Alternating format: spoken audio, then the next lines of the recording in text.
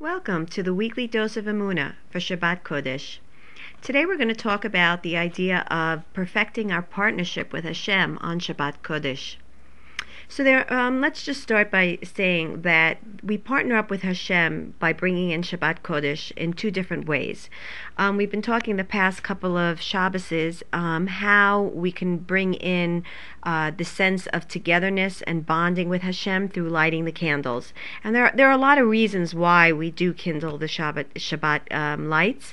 Some of them are practical, as we're being taught that it's in order to avoid us sitting in the dark, and then God forbid a quarrel will arise because someone gets hurt.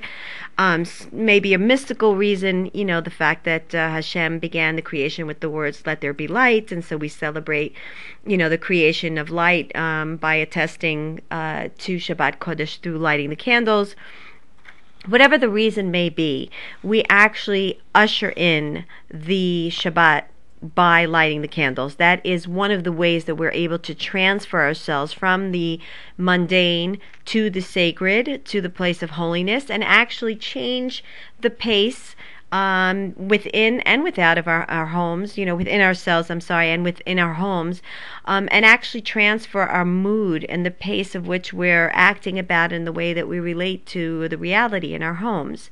In order to make that transfer, we do need to pronounce it in words. They need to be expressed in a heartfelt manner, in actual words, because that is what crystallizes, that is what binds us to the actual transfer from the mundane to the holy.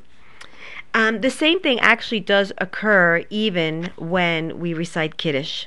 In fact, Chazal teach us that when the word Vayichulu in the actual tefillah, in the actual Kiddush, the Kiddush words that is recited over the wine, and what happens is when we say the words Vayichulu, it's as if we become a partner with Hashem in the act of creation at that point.